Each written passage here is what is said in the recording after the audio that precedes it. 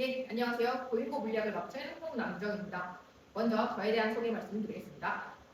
저는 이화여자대학교 사범대학에서 물리교육학과를 수석 졸업을 했고요. 이후에는 영재, 과고, 입시 물리를 위한 수업을 진행해 왔습니다. 그래서 물리 1뿐만 아니라 물리 2, 그리고 대학 물리학에 해당하는 수준까지 계속해서 수업을 진행해 왔습니다. 네, 다음으로 개정 물리학의 변화에 대해서 굉장히 궁금하실 것 같은데요. 이 개정 물리학에서 가장 큰 변화는 집중 이수제라고 생각을 합니다. 원래는 2학년 1년 동안 배우던 과목이었던 물리학 1이라는 과목을 이제 반년, 그러니까 2학년 1학기 동안에 배우는 것으로 변경이 되었고요. 1년 동안에 배우던 꼴을 반년으로 줄여버렸기 때문에 아이들 입장에서는 굉장히 시간상의 부담이 될 수밖에 없겠죠. 그리고 물리학 2라는 과목은 원래 3학년 동안에 배우는 과목이었는데요. 이거는 1년 동안에 배운다는 점에서는 차이가 없습니다. 그래서 이 물리학 2라는 과목이 두 개의 과목으로 쪼개졌습니다. 역학과 에너지 그리고 전자기와 양자로 쪼개져서 각각 2학년 2학기 그리고 3학년 1학기 때 다뤄지게 되는데요. 시간상에서의 차이는 없지만 난이도상의 차이가 있습니다. 이제는 절대평가였고 이제는 상대평가로 바뀌었기 때문입니다. 절대평가일 때는 문제를 난이도를 높게 내실 필요가 없었겠죠. 그래서 기존에는 약간 어느 정도 개념 수준에 가까운 문제들을 출제를 하셨다면 이제는 분명히 다른 물리학 1처럼 고3 수준의 문제들, 그러니까 수능이나 학년평가 수준의 문제들을 변형해서 출제를 할 것이다 라고 예상이 들고요. 우리도 그에 대한 대비가 충분히 되어 있어야 될 것 같습니다. 예, 그러면 물리학 1의 이 단원들부터 살펴보도록 하겠습니다. 지금 빨간색으로 표시된 단원들이 새롭게 추가된 단원이다 라고 보시면 되는데 이 4개의 단원들 이 전부 다 물리 2에서 내려온 단원들입니다. 노란색 단원들은 약간의 변화가 있는 단원들인데요. 이 단원들 역시 물리 2에서의 개념이 내려왔다 라고 보시면 될 것 같습니다. 상세한 부분 설명드리기 전에 난이도 먼저 보려고 합니다. 예, 빨간색 체크된 부분들이 난이도가 높은 단원이라고 보시면 되는데 원래 기존에 있던 역학 단원들은 전부 다 난이도가 높습니다. 근데 그 중에서 제가 운동량과 충격량 파트를 뺀 이유는 이 부분의 개념 자체는 통합과학에 그대로 나와요. 개념에서의 큰 차이는 없습니다. 그렇기 때문에 난이도가 약한 것으로 넣어놓기는 했는데 사실상 역학을 아이들이 어려워하는 가장 큰 이유는 그냥 개념을 배우고 끝난 후에 소단원별로 각각의 문제를 푸는 것이 아니라 각각의 단원들을 묶어서 전체적으로 융합형 문제를 풀기 때문에 아이들이 어려워합니다. 운동량과 충격량 역시 이런 융합형 문제를 위해서 같이 다시 한번 출제되는 부분이라고 보시면 될 것 같습니다. 그래서 전체적으로 봤을 때 역학 파트는 전부 그냥 어려운 파트다라고 보시면 되는데 문제는 거기에 단원이 한 개가 또 추가가 되었죠. 가장 앞에 있는 저 평형과 안정성 역시 킬러 파트에 해당하기 때문에 아이들이 느낄 체감 난이도가 굉장히 올라갈 것 같습니다. 전기 파트도 새로운 단원들 추가가 되었고요. 전부 다 어려운 파트에 해당합니다. 나머지 파트들도 이제 추가된 파트들이 전부 다 어려운 파트들에 해당하는 걸 확인하실 수가 있는데 일단 자세한 내용은 뒤에서 말씀드릴게요. 예, 아까 말씀드렸던 이 평형과 안정성이 물리에서의 킬러 파트에 해당했었죠. 근데 그 물주의 킬러 파트가 내려오게 되었고요. 그래서 아이들이 이걸 첫 번에 만나게 되면서 굉장히 부담이 될 거라고 예상이 됩니다. 평형과 안정성 파트는 부피가 있는 물체의 운동이에요. 그래서 아이들이 원래 점입제의 운동을 물리 1에서 먼저 다루고요. 그리고 부피가 있는 물체의 운동을 시작하면서 이제 물리 2를 접하게 되는 건데 이제는 이게 내려오게 되면서 부피가 있는 물체의 운동을 먼저 다루고 점입제의 운동을 다루다 보니까 조금 어떤 차이가 있는지부터 잡기 어려워하는 친구들이 있을 것 같다라고 예상이 들고요. 물론 통합과학 때 약간 점입제의 운동에 대해서 다루기는 하지만 아직 물리의 운동을 보는 해석법을 잘 모르는 상태에서 1단원을 보게 된다면 너무나 난이도가 높게 느껴질 것 같다고 생각이 됩니다. 대신 열과 에너지 파트의 경우 살짝 쉬워졌습니다. 열과 에너지 파트의 경우 열역학이라는 부분이 아예 빠져서 물리 2로 올라가게 되었습니다. 유일하게 내용이 빠진 부분이에요. 그래서 아이들이 조금 숨을 돌릴 수 있을 것이라고 생각이 들고요. 열의 일단형이라는 내용이 추가가 되긴 했는데 이 부분은 정말 개념 수준의 부분이기 때문에 아이들이 이거가 는다고 해서 크게 어려워할 것 같지는 않습니다. 열효율 파트 역시 원래 열역학과 함께 다뤄지던 파트였는데 그 열역학 파트가 빠져버려서 이제는 그냥 딱 통합과학 수준의 열효율 문제들만 다룰 수밖에 없습니다. 그래서 조금 쉽게 넘어갈 수 있는 파트라고 보시면 될 것 같고요. 대신 전기 파트가 많이 어려워졌어요. 원래 전기 앞부분은 굉장히 쉬운 단원들이었거든요. 근데 그 앞부분들이 가장 마지막 뒷단원으로 넘어가게 되었고요. 요 전기 파트들에서 그 앞부분을 구성하고 있는 단원들은 전부 물리 2에 있던 단원들입니다. 특히나 이 전기장과 전기차의 경우 물리 2에서의 전기의 킬러 자체였거든요. 그래서 아이들이 어려워할 수밖에 없겠죠.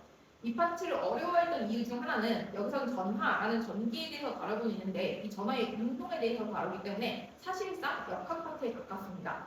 그래서 전기력, 에너지라는 이 역학의 개념들을 다시 끌어다 오면서 거기에다가 전위, 전기량이라는 개념까지 얹다 보니까 이 개념들의 차이가 뭔지조차 잘 구분을 하지 못하는 친구들이 많게 됩니다.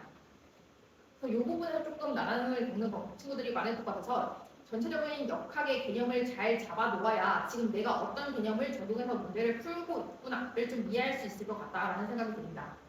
저항의 연결 그리고 측정기 파트의 경우는 그 문제의 난이도 자체가 아주 어려운 파트는 아닙니다. 그래서 전체적인 난이도가 문제의 난이도가 어렵다라기보다는 아이들이 조금 생소하게 느낄 수 있는 단원이라서 상위 파트로 골라놓았고요. 그렇게 된 이유는 아이들이 중학교 2학년 때 전기 파트를 다루는데요. 이때 굉장히 가볍게 다룹니다.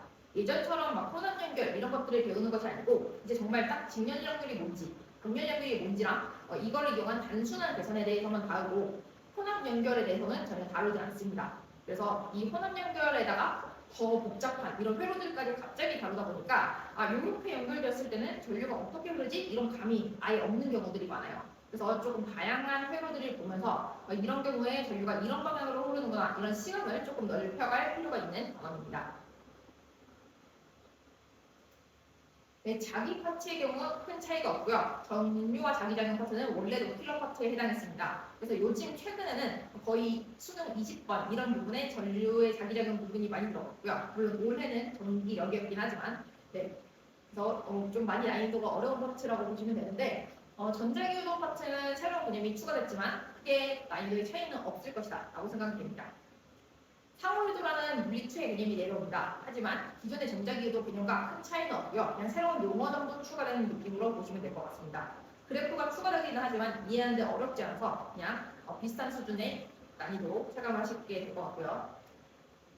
파동 파트의 경우에는 살짝 변화가 있습니다. 파동 파트에서 이 빛의 중첩 부분은 원래 다른 파동들의 중첩에 대해서 같이 다루는 부분이었어요. 근데 다른 파동의 간섭은 좀 살짝 빠지게 되었고요. 물리 2에 있던 빛의 간섭을 좀 자세히 내려오게 되면서 조금 계산이 좀 더 들어가고 시계 유도가 좀 들어가요. 그래서 이 과정에서 조금 힘들어하는 친구들이 있을 것이다 예상이 되고요.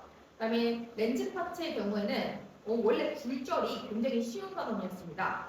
개념만 조금 생소했을 뿐이에요. 아이들이 중학교 1학년 때 이 파동 파트를 배우는데 파동의 개념이 파동을 배우는 이 시기가 자유학기제다 보니까 거의 공부를 한 친구들이었어요. 그래서 파동의 개념이 잘 잡힌 친구들이었기 때문에 너무나 오랜만에 이 파동이라는 개념을 새롭게 듣게 되면서 개념이 생소하다라고 느껴서 초반에는 조금 당황해하지만 가장 쉽게 그 문제의 난이도에 익숙해질 수 있는 파트였거든요. 근데 여기다가 렌즈가 추가가 되었기 때문에 이 렌즈 때문에 조금 어려워하는 친구들이 있을 것이다 라고 생각이 듭니다.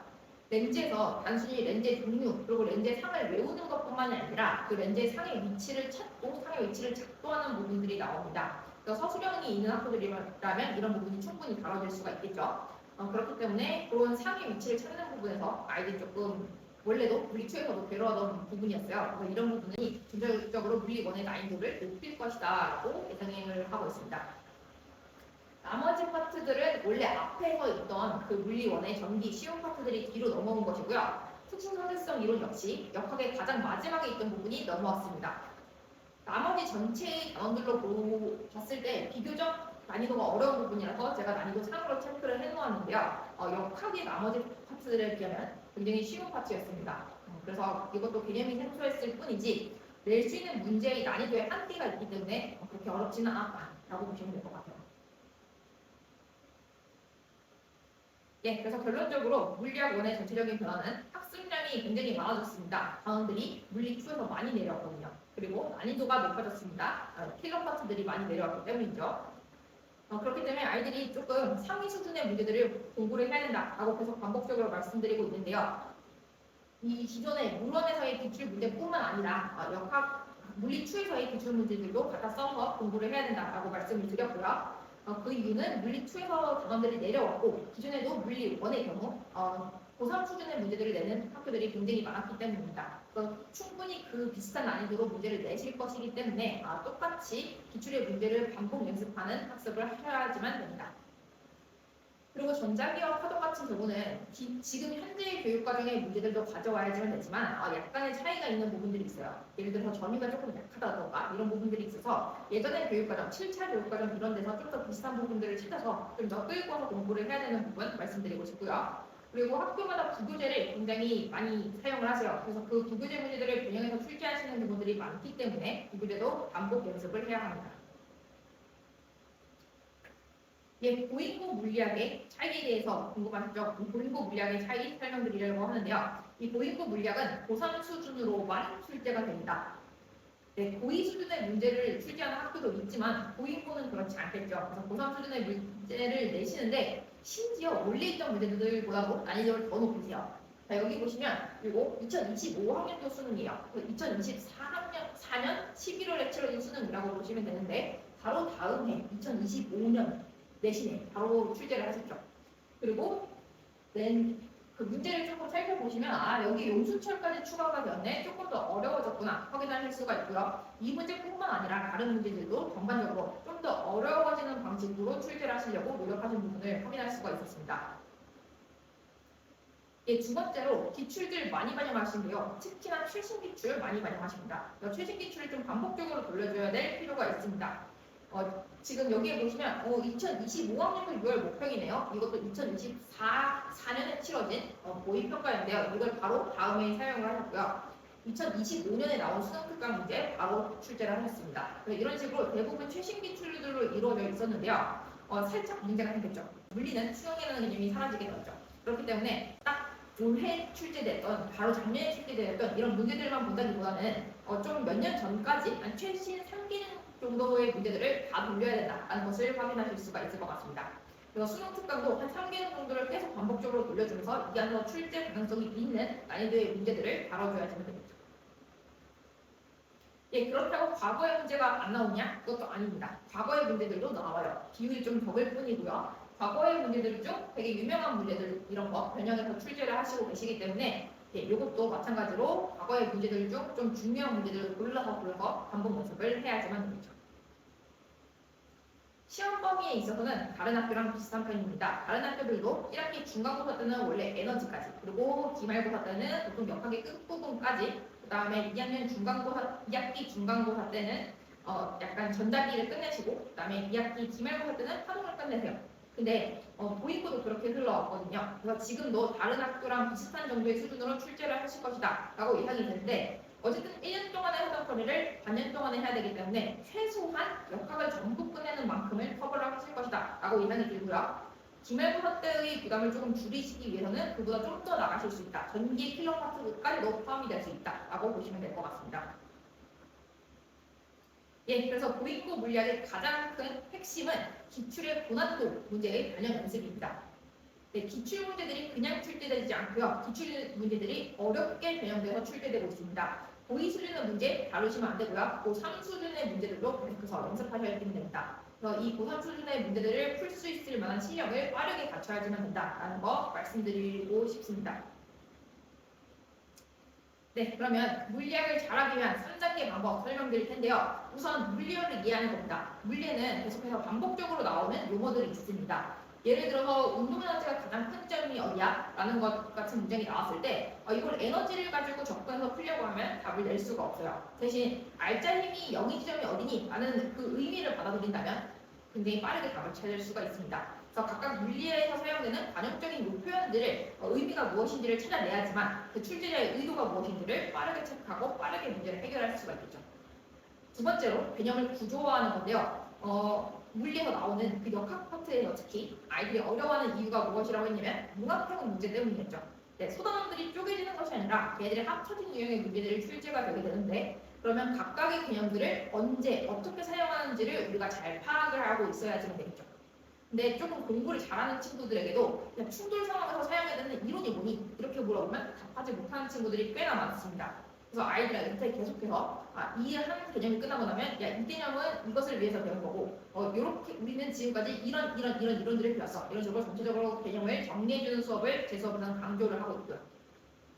전체적인 시야를 확보를 해야지만 우리가 이 물리학 원도, 역학을 전부 다 잘 풀어낼 수가 있을 거지만 특히 물리 2까지도 이 개념들이 이어지기 때문에 전체적인 그 역학을 해석하는 그 기본 틀을 잡으셔야 됩니다. 마찬가지로 전자기에서도 마찬가지고요. 파동도 전체적인 개념이 끝까지 이어지거든요. 네, 그래서 전체적인 개념의 구조화가 중요하다고 말씀드리고 싶고요. 그 다음 물리는 고3 수준의 문제들로 빽빽하게 다뤄지다 보니까 시간이 굉장히 부족합니다. 그 시간을 줄이기 위해서는 가장 빠른 풀이법을 찾아야지만 되는데 그 중에서 한 가지 방법이 좋은 이론으로 접근을 하는 것도 있겠지만 계산을 하는 것 자체를 간소화하는 겁니다. 그래서 물리에서 굉장히 자주 출제되는 유형이 2가지 이상의 문제들의 그 값들을 비교해봐라는 건데요. 이럴 때 아이들이 반복적으로 식을 써내려가곤 하거든요. 근데 이렇게 반복적으로 식을 쓰는 식의 풀이를 한다면 굉장히 시간이 많이 소모될 수밖에 없겠죠. 그리고 오히려 계산하는 과정에서 실수가 나올 수밖에 없습니다. 그럼 이 부분을 줄여주려면 일반화된 문자로 표현을 해서 나한테 필요한 문자가 무엇인지 그리고 그 문자들 간의 관계가 무엇인지만 뽑은 다음에 걔들을 B로 처리해 줘야지만 굉장히 빠른 풀이를 할 수가 있습니다. 여기 보이는 것처럼 이렇게 간단하게도 고3 수준의 문제를 해결할 수가 있습니다. 예, 그래서 저희 수업에서는 구조화를 굉장히 강조하고 있고요. 교재에도 이런 부분 포함해 놓았습니다. 이런 개념들은 언제 사용을 하는지와 이런 유형들은 어떻게 접근을 하는지를 속속들이 정리해서 이렇게 포함을 해놓았고요. 테스트를 치고 나면 단순히 지난주에 그 배운 부분을 확인하자 해서 붙이지 말고 거기서 다시 한번 향상이 있어야지는 되겠죠. 그래서 오답조율을 제가 굉장히 신경 써서 만들고 있습니다. 아이들이 어디까지는 진행할 수 있고 그 다음 단계 어디서 막히는지를 파악할 수 있도록 단계별로 쪼개놓은 이런 오답 자료를 제공하고 있고요. 그 과정에서 잘 안 되는 부분이 있으면 제가 가서 거기서 더 진행하는 방법을 이렇게 지도를 하고 있습니다. 그럼 이렇게 지도를 해서 아이들의 실력이 향상되고 나면 그게 제대로 향상되었는지를 확인할 수 있어야 되겠죠. 그래서 가장 뒷부분에는 추가 문제를 넣어서 아이들이 새로운 문제에도 적용을 할 수 있는지 체크하고 있습니다.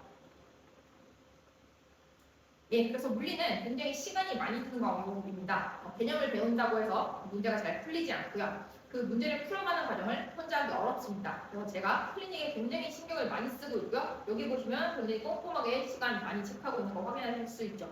한 주에 2번씩도 보기도 하고요. 그래서 필요한 만큼 충분히 학습하고 갈 수 있도록 원하는 만큼 충분히 공부하고 갈 수 있도록 클리닉 시간 제공하고 있습니다. 평일주 클리닉도 별도로 진행을 하고 있고요.